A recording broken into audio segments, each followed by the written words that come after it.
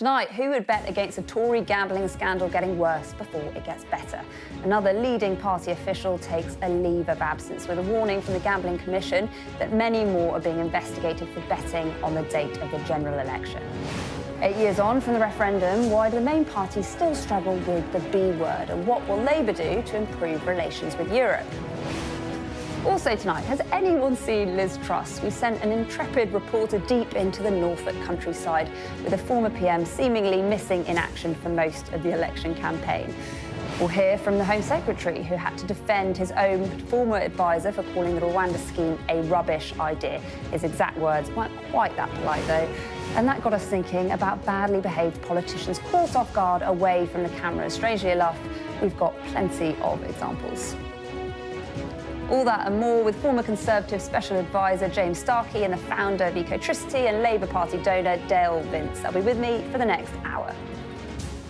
It's Sunday, the 23rd of June. I'm Ali Fortescue, live from Westminster, and this is the Politics Hub.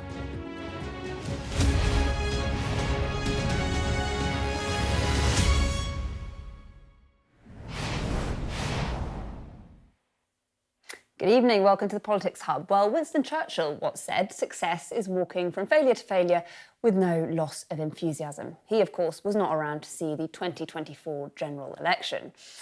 As many had predicted today, another senior Tory has been named in the betting scandal. The Conservative Party's chief data officer, Nick Mason, has taken a leave of absence amid claims he placed bets on the timing of the general election. He's the fourth Tory to be named. We understand the Gambling Commission is looking at many more people.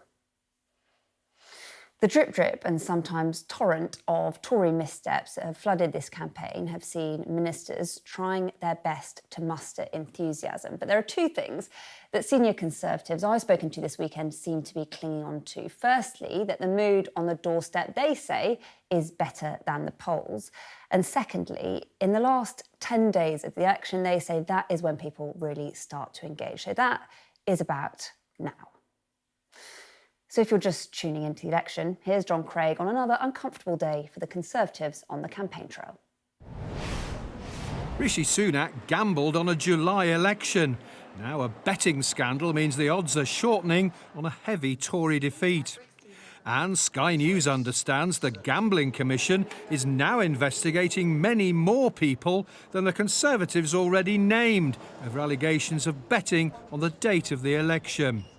Nick Mason, the Conservative Party's chief data officer, is the latest Tory facing an inquiry. Senior cabinet ministers are hiding behind the investigation by the Gambling Commission. Well, I'm not in any way going to defend people that placed bets on that. There is an investigation by the Gambling Commission, and we have been, told very, very clearly that we are not to discuss the investigation. You're confident, by the way, that none of your colleagues was involved in any of this? Your cabinet colleagues? Well, as I say, I've got no reason to believe any of them were at all. But Labour is calling on the Gambling Commission to name names. In a letter to Chief Executive Andrew Rhodes, the party's campaign chief, Pat McFadden, wrote, "I believe it's in the public interest that the Gambling Commission makes public the names of other figures you're investigating relating to this matter. There will be particular interest in whether any government ministers bet on the date of the election before it was called." Mr Mason, who's also a Herefordshire County councillor, denies wrongdoing. But Sky News also understands that as well as looking at more people, the Gambling Commission is also investigating whether people with insider knowledge asked a third party to place a bet for them. And it's written to bookmakers asking for any details of bets over £20 on the date of the general election. Cabinet Minister Michael Gove has likened the gambling controversy to the Partygate scandal involving Boris Johnson. A claim also made by the Liberal Democrats. I think for many people it will remind them of the Partygate times, where it was one rule for them and one rule for everybody else. An opinion poll has suggested the Tory betting scandal is the story voters have noticed the most in the past few days. These voters in Hertfordshire endorsed that. It's immoral. They should have been suspended, definitely, without a doubt. It's very devious, and You know, I mean, I know politicians aren't exactly the most honest people. I think it's absolutely disgraceful. Again, it shows the dishonesty of the politicians that we have today. Mr Sunak spent part of Sunday at a junior park run, but the betting scandal may be costly in the race for number 10. John Craig, Sky News. I should say Laura Saunders is standing in the Bristol North West constituency, and here's a full list of all the candidates that are standing there. And Craig Williams is standing in Montgomeryshire and Glyndŵr. Here is a full list of all the declared candidates there.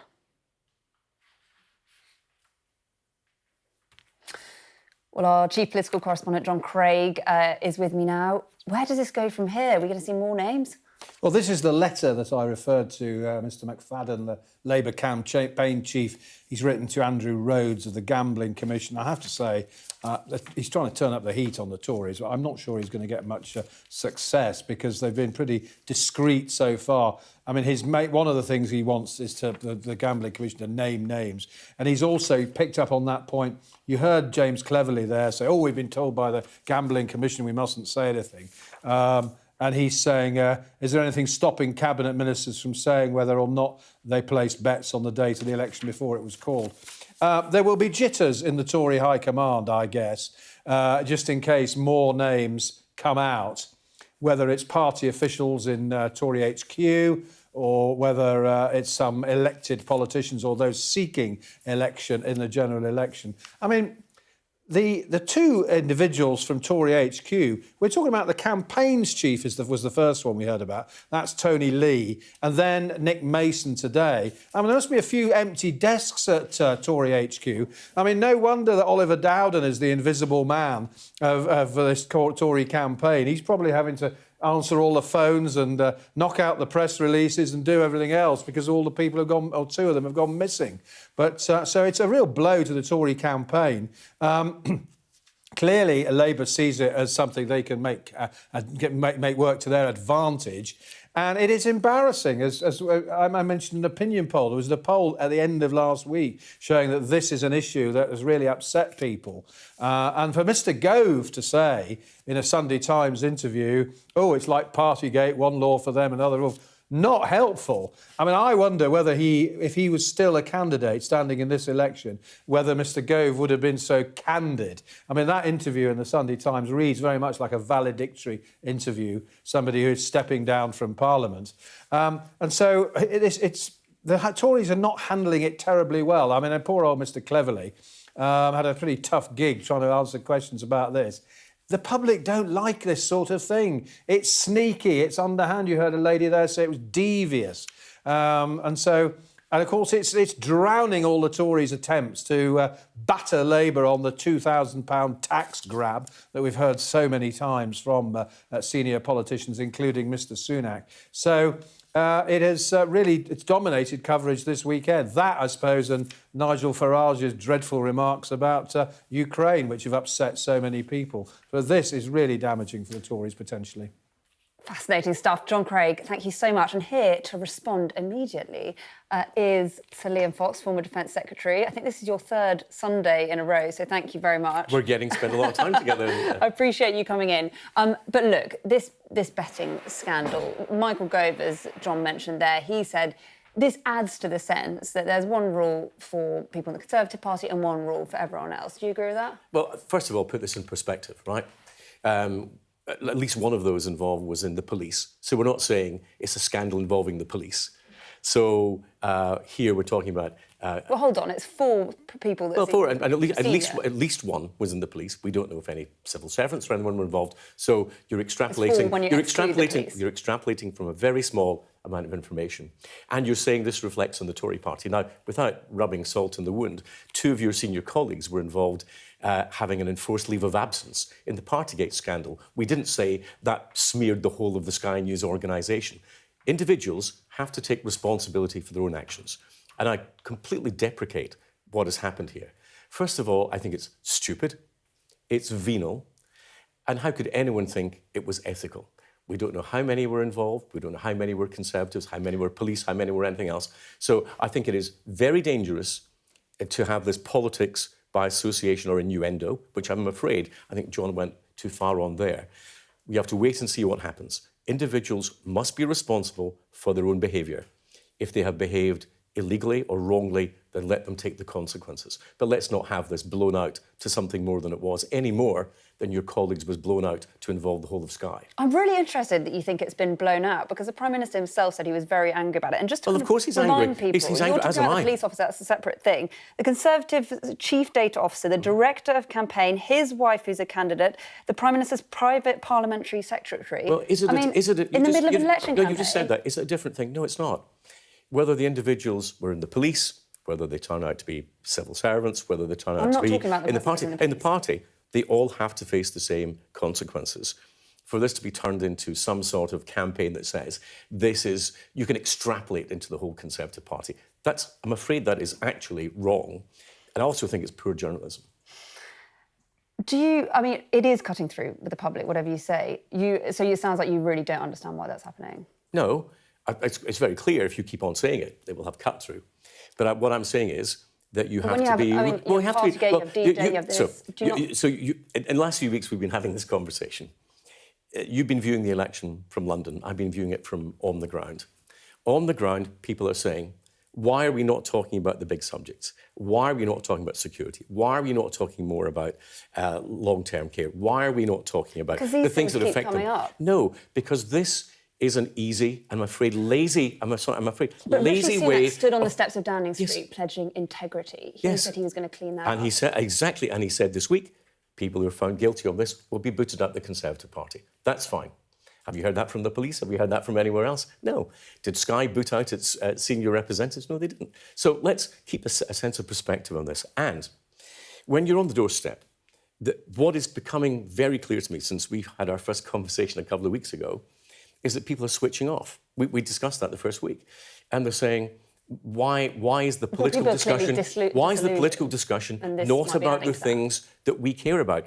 They are not. The most important issue to people in this country is not whether half a dozen people wrongly put a bet, and in my view, unethically put a bet on an election, but what is actually happening to our country. We're facing a crisis in security in Europe. Has that been discussed in this election? Have we talked about the long-term implications of the borrowing we had in the pandemic? Very little on that. We need to get to focus on what matters to voters. Otherwise, voters are not going to come out and vote. OK, I do want to talk about some policy issues. It is 8 years today since people voted for Brexit. You're obviously a Brexiteer. Why is it then that you say that you guys want to talk about policy, but actually you haven't really been talking about Brexit at all? Is that because you think it hasn't benefited people in the way you wanted it to? No, I think it's happened. It's happened. I was a constitutional leaver. I wanted to leave the European Union, as many people did who voted for Brexit, because I wanted Parliament and our courts to be the final arbiters of the laws in our country. And of course, once we left the European Union, we achieved that. In some of the other areas, as you know, I was Trade Secretary. We have, since Brexit, overtaken France in exports, overtaken Japan in exports, overtaken the Netherlands in exports to become the world's fourth biggest exporter. Interesting that you say that, actually, because our economics editor, Ed Conway, has looked into this, and he found that we were the fourth biggest exporter before Brexit in 2020 and 2013 and 2014. In fact, that's the average position that we were at in the last decade. So that's not got nothing to do with Brexit. It's not really. We have since we voted in the referendum in 2016, we have overtaken those other countries. So it is. I'm not sure that's quite we were predicted, of course. Well, let's remember this. Before Brexit, what were we told? Unemployment would rocket. We've got 3 million more people in employment than we had in 2010. That we would face a recession. We didn't. We've got lower inflation than the Eurozone average. We've got much lower unemployment than the Eurozone average. Would contest that, so, well, our unemployment rate is what, 4%? France is 7.8%. That's incontestable. So all these arguments about how dreadful Brexit would be didn't happen, and we've done. So you in terms of making our own laws, which for me was what it was all about. Yeah, we did that at 1 minute past Brexit. Of course, there's been a long-standing left-wing campaign to say to people in the Red Wall particularly, oh, Brexit's been a disaster, therefore it was wrong for you to vote Conservative. But Brexit has not been a disaster. OK, let's talk about Rwanda, because James Cleverly this morning said that you've got flights up and going to Rwanda? I just want to confirm what he meant. Is he talking about those 2 people that voluntarily went? Well, we need to get more flights going. Rwanda is a big issue. It's quite a big issue on the doorstep. My view on that is that the importance of the issue is that we must break the financial model of the people smugglers. People smugglers are no better than slavers were in the 17th century. And therefore, we need to find a way for them not to be able to make money. Other countries in Europe are now looking at the British model. Is there a third country we can send people to? I think the debate, however, needs to go further. We need to be looking not just at the symptoms of migration, but the causes of migration. But you've been saying that for the last, 15 years.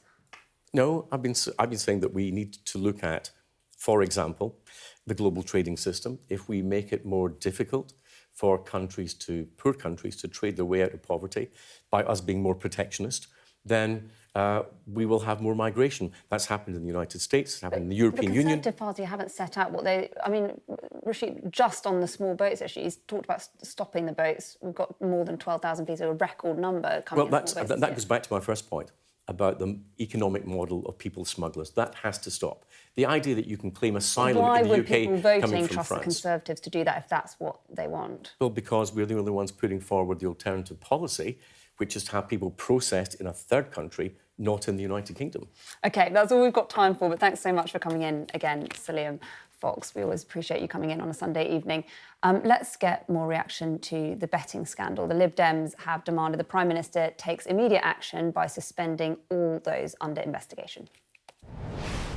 This is an all-out scandal, and the Conservatives are clearly knee-deep in this awful, awful scandal. I think for many people it will remind them of the Partygate times, where it was one rule for them and one rule for everybody else. Liberal Democrats have already called on the Prime Minister to intervene personally to make sure that every single person who is being investigated is suspended immediately, and that he launches a Cabinet inquiry investigation to find out how on earth so many people could be involved in what it does appear to be a really big scandal. We'll expect all tonight's developments on the gambling scandal to feature in tomorrow's papers. We'll have our press preview at 10:30 and 11:30 this evening with a first look at the front pages. Joining us will be barrister and former Government Minister Anna Soubry and the assistant editor at The Spectator, Cindy Yu. Right, let's bring in our panel, shall we? Former Conservative Special Advisor James Starkie and the founder of Ecotricity and donor to the Labour Party, Dale Vince. Lots to talk about. What did you think of that interview, Dale? I think I might know what you're going to say, but... Well, I thought Liam was in denial. It amused me to hear him say the gambling scandal was no big deal, and it didn't reflect on the Conservative Party at all, and it wasn't, it's something that you'd blown up in particular. And Brexit was a great success. I mean, I've never heard anybody say that. He avoided all the talk of the economic damage of Brexit completely, and we know it was as damaging as the pandemic itself. On the third issue, Rwanda, I just think this is a big policy mistake from Rishi Sunak, in an attempt to grab some right-wing votes. James, would you agree with that? I mean, on Rwanda, you work with Priti Patel, who started the Rwanda plan. Do you think there is a chance that we could see flights before the election? I've heard some rumours of that. So I'm going to shock you and say I don't agree with Dale on those things. But in terms of chances for Rwanda before the election, I mean, that's not going to happen now. That will, if the Tories do get in, which the polls suggest is fairly unlikely, it would happen afterwards, but it won't happen before the election. Did you think that on Brexit he was... I mean, I knew that he was... I was ready, you saw, when he brought up us being the fourth largest exporter. That's not necessarily the case. I mean, do you think he was making the claim that Brexit has worked? I thought your wider point was interesting, though. So what you've seen, until Reform came into the campaign, neither major party has wanted to talk about two fairly big issues, whichever side of the debate you're on. Neither party wants to talk about Brexit because the Labour Party don't want to put off people in the red wall who still support Brexit, and the Tories feel somehow shy about it. Neither party particularly, they will have immigration days, as we've seen, but they don't want to talk about immigration because the Conservative Party, as you demonstrated with Liam, is worried about its recent record. And the Labour Party's plan is pretty much the same as the Tories' plan minus Rwanda. So they don't want to talk about it too much. So I think the more interesting thing that you raised with Liam is why did neither big party want to talk about those two issues? And Del, this is the first time we've had you since, I think the first time we've had you since you pulled your funding for Just Stop Oil. You still support them, is that right? I've been here since, but yes, that's right. Have you been here since? Yeah. Oh, I missed that. And I guess I just want to ask you, the Labour leader has been pretty clear in his words. He's called Just Stop Oil's approach contemptible. He said the protesters are wrong and arrogant. You obviously give a lot of money to the Labour Party. Do you agree with that approach? No, I don't. But that's okay. That's not a problem. Are you referring to the Stonehenge stunt of last week? No, I'm actually not. He's just said that generally. Yeah, I've seen it before. Absolutely. In the days of big disruption in London and stuff like that. Yeah. I understand where he's coming from. I understand where Just Stop Oil are coming from. And that's the third issue, I would say, to add to James's two. That's not having a lot of discussion. Not Just Stop Oil. The climate crisis. And on the climate crisis, I mean, I know what you think of the Conservatives, but on Labour, do you think they're being ambitious enough? They've rowed back on that £28 billion for green energy. There's various ways they've slightly rowed back. He says oil and gas will be part of the UK energy mix for decades to come. Is that the sort of Labour Party that you think is being ambitious enough? If you look at Labour's green energy plan, like decarbonisation of the power grid by 2030, I think that's very ambitious. Now, I've been in the sector for 30 years.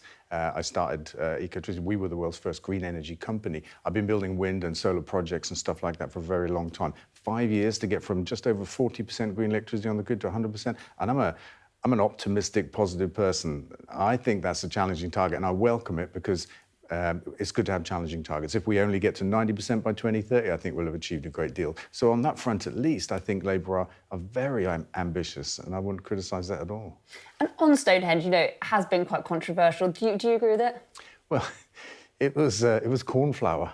And when the news first came out... actually, yeah, so this is cornflower. Obviously, the fear was it was spray paint and it would harm the stones, but it's cornflower, it'll wash off in the next rain. But at the same time, this government have approved a road tunnel to go underneath Stonehenge, which will lose us 500,000 artefacts, which the UN and other people have said shouldn't go ahead, which our government planning inspector said shouldn't go ahead, and this government overruled planning inspectors to dig a tunnel underneath this site. That's the real harm to Stonehenge. OK, thank you. Sorry, we haven't given you enough time, James, but we will. I promise. We'll come back to you. You are watching the Politics Hub. Coming up. Labour's Stella Creasy says she won't be intimidated after her office was damaged in what she's described as an anti-democratic attack. Plus, former PM Liz Truss bids for a 5th term in Parliament. But where is she? Can our political correspondent Darren McCaffrey track her down? And Scotland take on Hungary for a place in the knockout stages of the Euros. We'll hear from fans in Glasgow.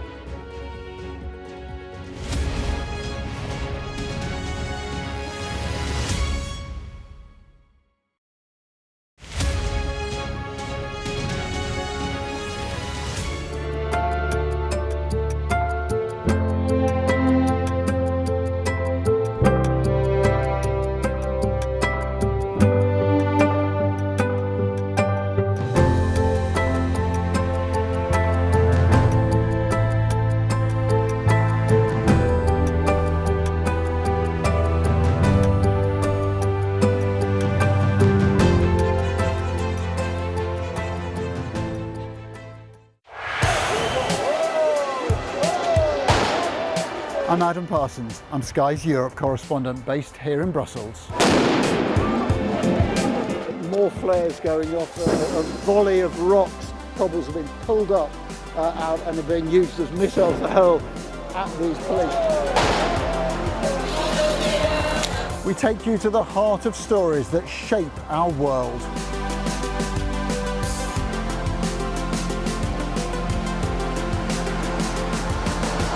We aim to be the best and most trusted place for news. We have now left Italy and entered France. Nobody's asked to check our identity. Made by people who dare to challenge. Nice to see you again, Mr. Barnier. Why? Meeting you. Fishing does have the potential to stymie an enormous economic deal. What strikes you when you come to this glacier is not just the way in which the environment is changing, but the speed at which those changes are happening. It's devastating, actually.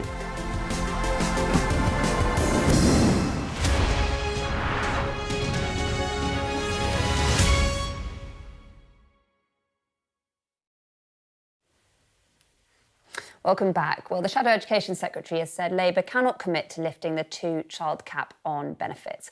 Bridget Phillipson told Sky's Trevor Phillips that Labour does not support the policy but can't afford to change it. I wish that we could wave a magic wand. It's not a magic wand. You've made a choice. You could. I wish that we could wave a magic wand and right every wrong of the last 14 years. This was a Conservative policy that we did not support. But I cannot sit here today and say to you, we can fix every problem or we can make commitments in every area, because stability in the economy is important, and it is working families, including those who are currently experiencing poverty, who are paying ever more. When you've got a government that plays fast and loose with the public finances, we need to return stability to the economy. But absolutely, a Labour government will put right at its heart the need to tackle and bear down on those numbers where it comes to child poverty.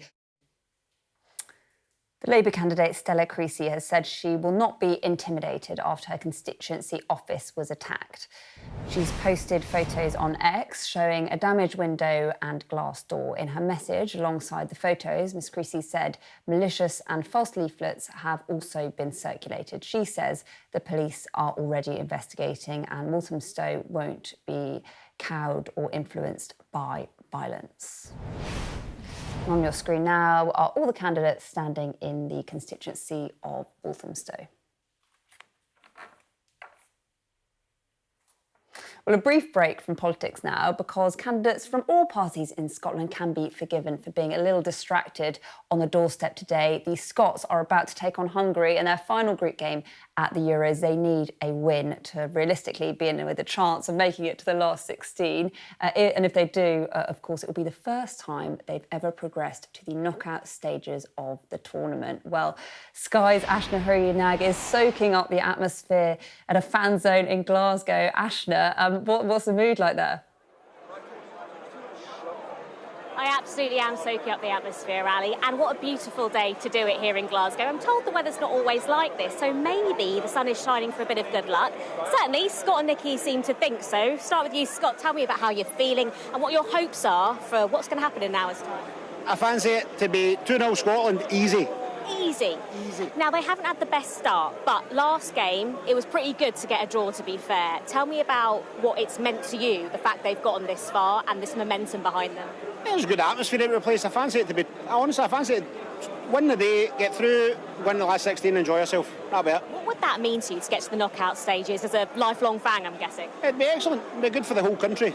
It'd be enjoyable, aye. I'm really getting a sense of that. Nikki, is it the same for you? It would just bring, tell me about what it would bring to the country. Amazing. I'd hope for 3-1, maybe try and get through, but who knows. But everybody's here enjoying it. And the drinks are flowing, the food's good, the atmosphere's good. And what would it mean to you for this to be the moment that Scotland enter the knockout stages of the major tournament for the first time? Well, 4-0 will be better, wouldn't it? Let's see if we get through the group and see if we can progress, but who knows? What is it Never know. like, this Euros tournament for you guys? Same as the last one, there it is there, 2004. So, who knows? Hopefully that good luck can continue this time. Thank you both so much. Enjoy it. Enjoy it. 3-1, he thinks. 3-1. Look at how many people are here over enjoying the atmosphere. There are about 800 fans here in Glasgow. Many of them did make the trip over to Germany. Many of them, and also have been soaking up the atmosphere locally, Edinburgh, Glasgow. Hello, sir. Tell me what you think the score's going to be later. I think it'll be 1-0 Scotland. And what makes you feel optimistic? There's something about a buzz in the air, right? Yeah, there's a buzz in the air. I don't feel that optimistic, to be honest, but I think Scotland could win, but I'm not sure if they will. What would it mean to you if they did make the knockouts? It'd mean a hell of a lot more to him, because he's a massive Tartan Army fan. Let's have a look. Tartan Army fan, we've heard you're a massive fan. Talk to me about the atmosphere and what it would mean to you if this went all the way. I know, of course, we're all buzzing here. It's something else, man. We've all waited for it for so long, so if we manage to do it, then it'd be unbelievable. Absolutely unbelievable atmosphere, and that does feel like the sense that we're getting from loads of people here today. If they manage to do it, look, Andy Robertson, the captain of this team, it would be the first time that he leads his country into knockout stages, and you get a sense of what it means to people. There is excitement, there's enthusiasm, and really all eyes are going to be on Steve Clarke's men out in Germany right now. Ashna, thanks so much. With a slice there of the mood in Glasgow ahead of that big match this evening. Well, coming up next on the Politics Hub, exactly 8 years on from the EU referendum, has Brexit really helped us leap up the ranks of the world's biggest exporters? Ed Conway has been digging into our data for our latest campaign check. And where is Liz Truss? Sky News goes on the hunt for the former Prime Minister who seems to have gone missing in action.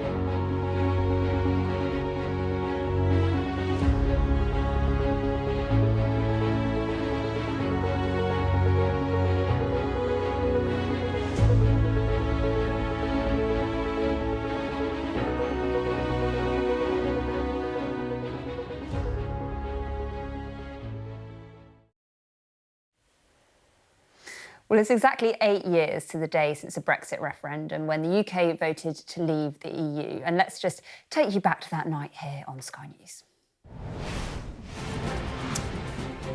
This is Sky News Live in Westminster as the UK votes to leave the European Union. Well, we all know what happened next, of course. And 8 years on, and whether you voted to remain or to leave, there are plenty of questions still about the impact that Brexit has had. The Prime Minister says it's enabled the UK to leapfrog other countries to become the world's fourth biggest exporter. We've been looking into that claim and whether it really stacks up. Here's our economics and data editor, Ed Conway, with another campaign check. Should we talk about trade and just how much of an economic export powerhouse the UK is? Because the Prime Minister certainly thinks we are. Despite Brexit, he said, look, it's no wonder that Brexit Britain has leapt above France, Japan and the Netherlands to become the world's fourth biggest exporter. It's big news here. The Prime Minister's talked about it, his Trade Secretary has talked about it a lot. And it left me wondering, do the numbers actually stack up? OK, so I looked at the very data set they were talking about. This is showing you the ranking across the world of different countries by how much they're exporting in goods and services. Services is important here because the UK is a big services powerhouse, things like financial services and so on. Look, we were down in 7th place in 2021. Now look at 2022, and it's true.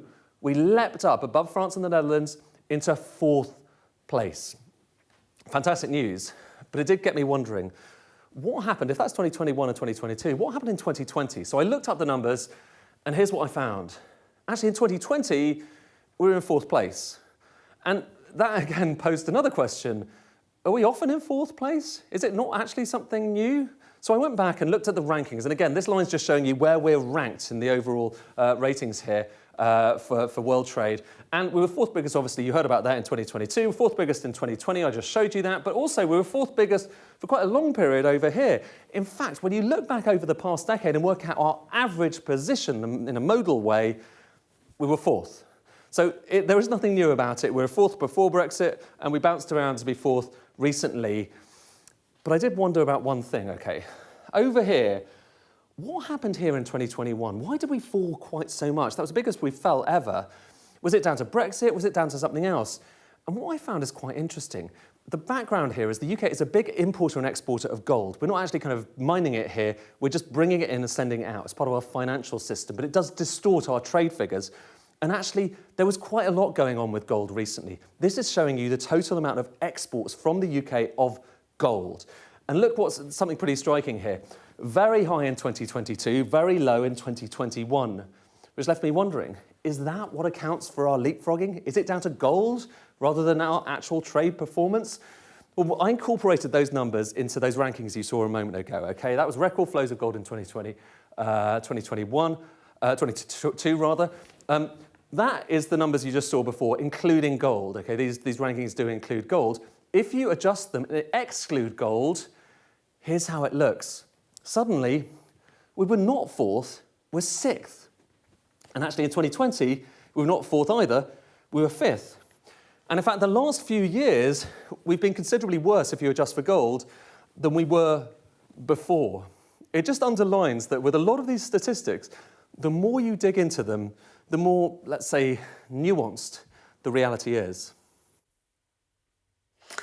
Well, the Chancellor has said a Labour government would pursue a closer relationship with the EU, and today the Prime Minister has said that that would put Brexit in peril. But before that, we'd heard very little mention of Brexit on the campaign trail, I think it's fair to say, despite its significant consequences. Well, here to discuss why that might be is Lord Darroch, who of course is a former UK permanent representative to the European Union and UK ambassador to the US. Thanks so much for joining us this evening. Good evening. I guess I want to talk, there's obviously a big possibility now that Keir Starmer is going to be Prime Minister in just a few weeks' time. What do you think that will mean? Will that mean a reset in relations with Europe, and will that make a difference? First of all, hats off to Ed Conway for that brilliant piece of analysis earlier. Fascinating stuff. Well done to him.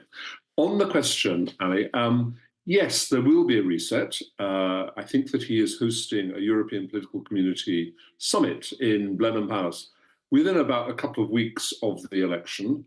And I think he will be the star of that show, because if he wins as big as some of the polls suggest, this will be a historic margin of victory. He will have turned an 80-seat deficit in 2019 into, according to some polls, maybe as much as a 200-seat surplus. That will be extraordinary, and all the other leaders will want to meet him and talk to him and try and discover how he did it.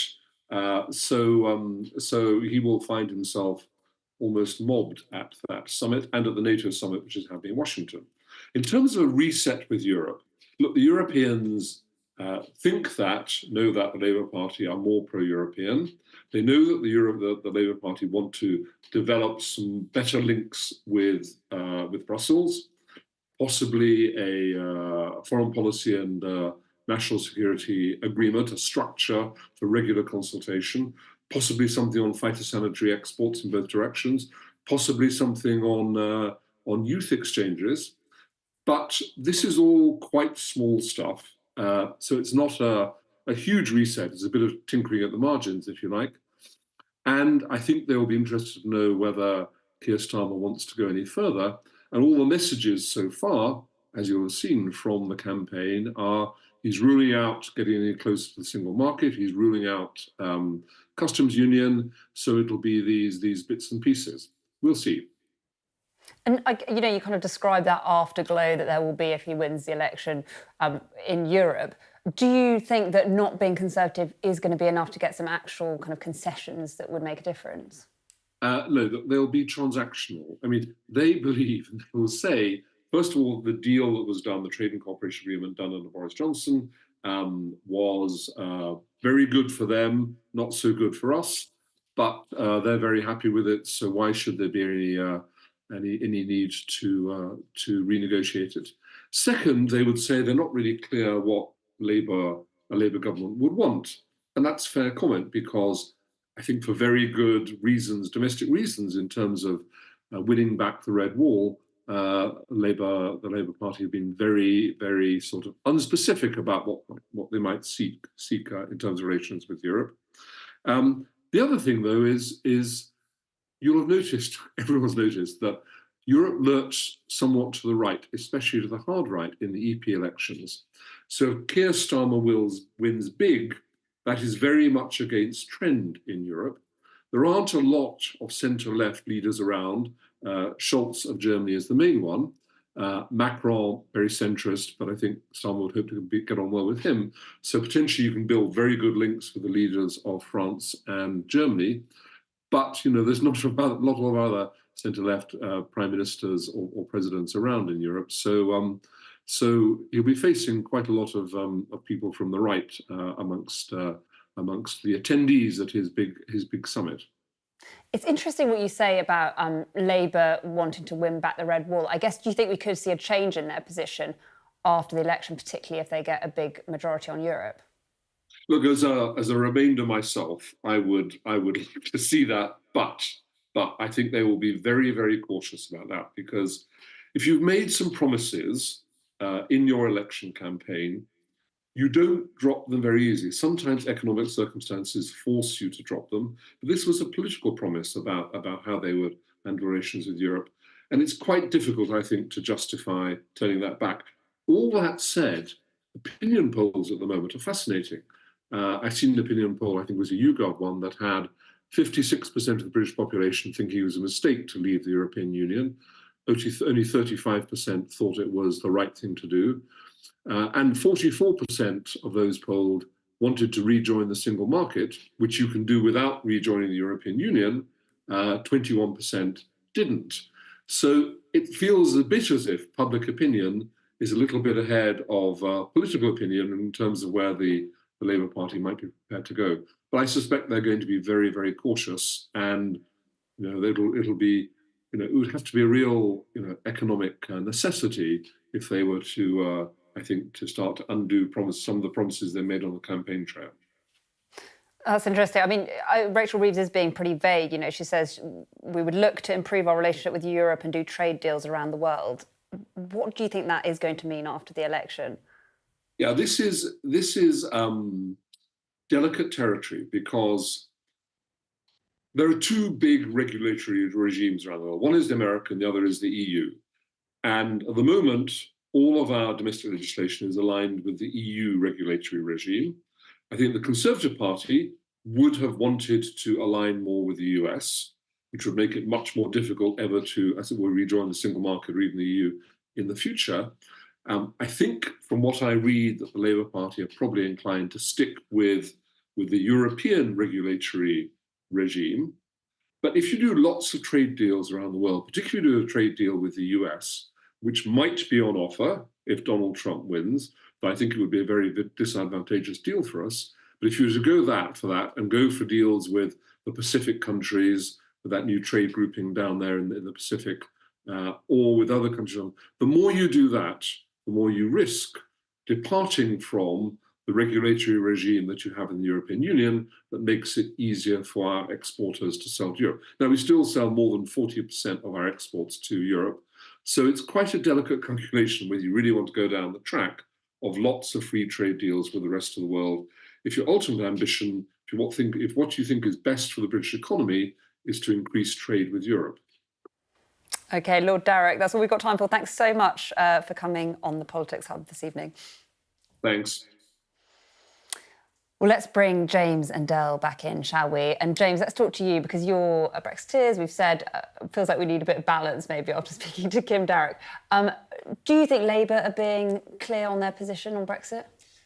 No, they've obviously ruled out two key areas, the single market and the customs union. Beyond that, it's not clear. I think there's always a suspicion that they would want... I mean, as Kim laid out, there is a slight choice between do you kind of get closer in some of the trade deals to other countries in the world, notably the United States, or do you kind of pivot towards the EU? And there's certainly a feeling that Labour's natural tendency will be to pivot towards the EU. I think what's unclear is what that looks like, because it's true that the things that have been discussed are small things around the edges, and there's a group of things that are always going to get tidied up over time. I would put them in that box. Yeah. On bigger other things, we don't know. Del, would you like to see Labour going closer towards the EU? I think the economic logic is that we should align with the EU in terms of trade and standards and that kind of stuff, and the standards allow trade or enable it, rather than the US. That doesn't make any sense to me. It's the biggest single market in the world, and it's just across the English Channel. I think if Labour have ruled out the two big things, then I don't see how we can think there's another big thing that they could do. There's just little things left. So I don't think there's any doubt in this issue.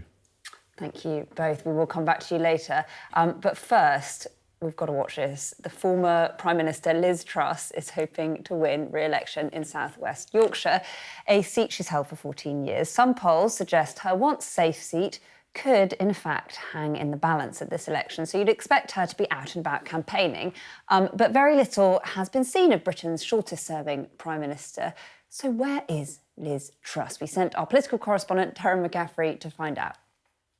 4 decades amid the ruins, rolling countryside and quaint villages of southwest Norfolk, the Conservatives could rest easy, knowing that they would likely win. This time round, though, things are very different. Hi guys, we're just from Sky News. We're trying to find Liz Truss. Has anyone seen her recently? Very good. We're just trying to find Liz Truss. Have you seen her anywhere? We're just trying to find Liz Truss. Have you seen her anywhere at all? No, I haven't. No. For a politician whose record is part of the national debate, she's keeping a very low profile, even locally. Lots of voters suggesting when they do see her, it's only briefly. So we're travelling the length and breadth of the constituency to try and find the former Prime Minister. 10 Downing Street, number 10. In Thetford, it's Labour who we find first. They drew little support here 5 years ago, but reckon they could hit the jackpot this time by making the election a referendum on Liz Truss. I don't think she's left South West Norfolk at all during this election campaign. I think she's worried, and I think there is actually a strong possibility she will lose her seat. Do you really think you're in with a chance? At the start of this election campaign, I didn't intend to write a victory speech. I'm writing one now. I'm Councillor Josie Ratcliffe. In Dunham Market, the Lib Dems claim that Liz Truss is repeatedly coming up on the doorstep. Mostly a roll of the eyes. So people are very disappointed with her performance as our constituency MP. James Bagg is pitching himself as a true blue independent Conservative, even if he frankly has a small chance of success.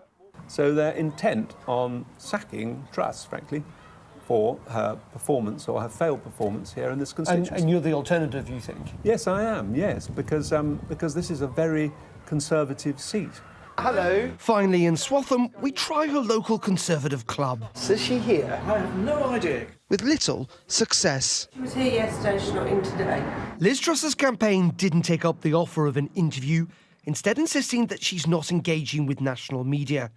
In a statement to Sky News, they said that she's focusing her time on the campaign trail, talking directly to residents as an experienced high-profile campaigner who will continue to fight for traditional Conservative values and stand up for South West Norfolk. But lots of voters are unconvinced. She's a nightmare. I wouldn't vote for her if you paid me. Would you vote for her again? Probably. Yeah, probably. I'm wavering partly because of the tax issue with Labour. A bit undecided. You hear so much you don't know who to go for. I have no time for her, and I think that's echoed through the town. I like everything that comes out of Nigel Farage's mouth. Can I just ask you some questions? For some, emotions here run deep. My husband lost 40% of his pension when she did what she did. So he's 67 and still working. That's tough. Yeah, it is. Do you think she's going to hold on to the seat here? Hope not. When you stand in a safe Conservative seat as a former Prime Minister, you don't ordinarily need to worry. But this is no ordinary election, and Liz Truss is a very divisive politician. Might she once again be outdone by an all-too-familiar foe? Darren McCaffrey, Sky News, Norfolk. Darren McCaffrey there. And I should say, I said South West Yorkshire. I think I should have said South West Norfolk into that piece. But on your screen now is the full list of declared candidates for that constituency. Still to come on the Politics Hub. After the Home Secretary's former advisor is caught out criticising the government's Rwanda scheme, we'll be taking a look at some other infamous political hot mic moments.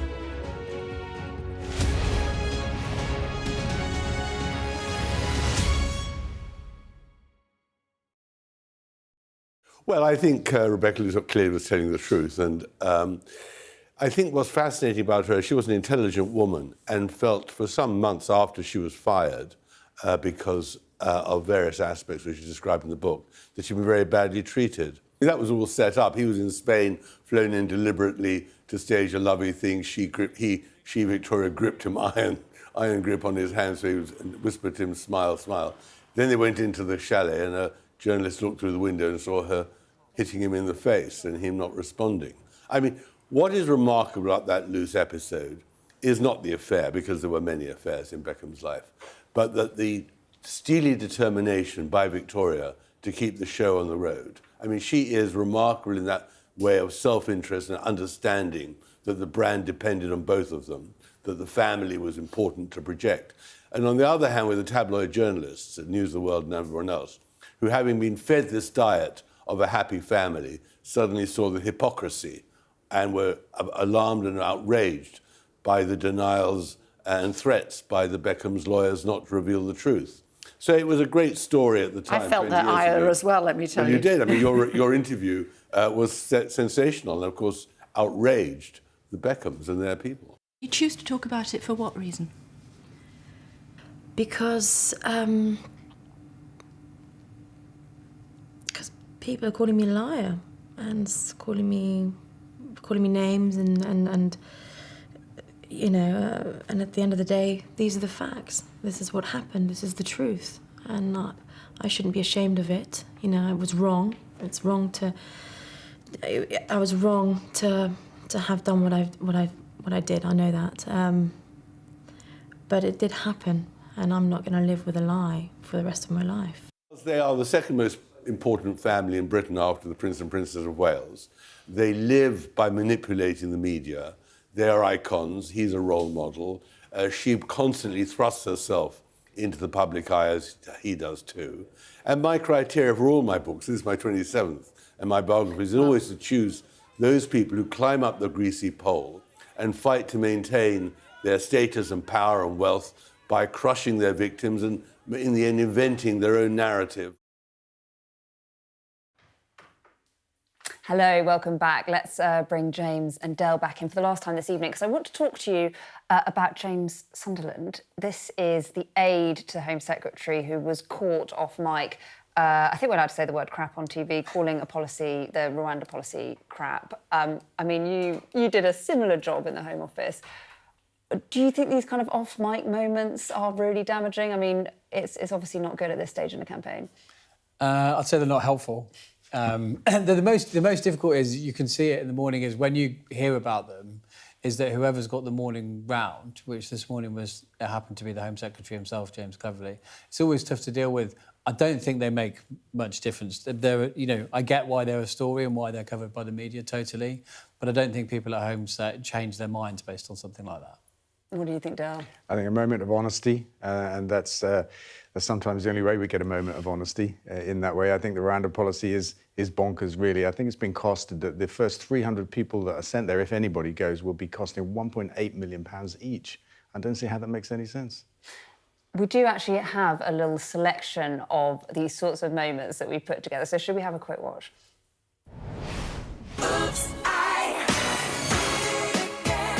Should never have put me in the front with that woman. She just thinks I'm a bigoted woman. Said she used to be a lady.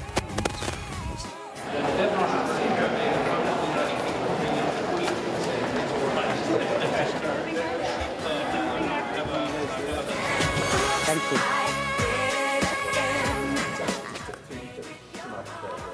Does anyone ever say, you know what, you've done a good job because everyone else has sat on their and done nothing? No signs of that, no?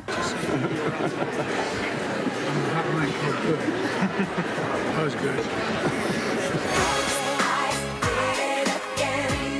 Yeah, Blair, what are you doing? You leaving? No, not yet. We're not blaming Lebanese traffic. No.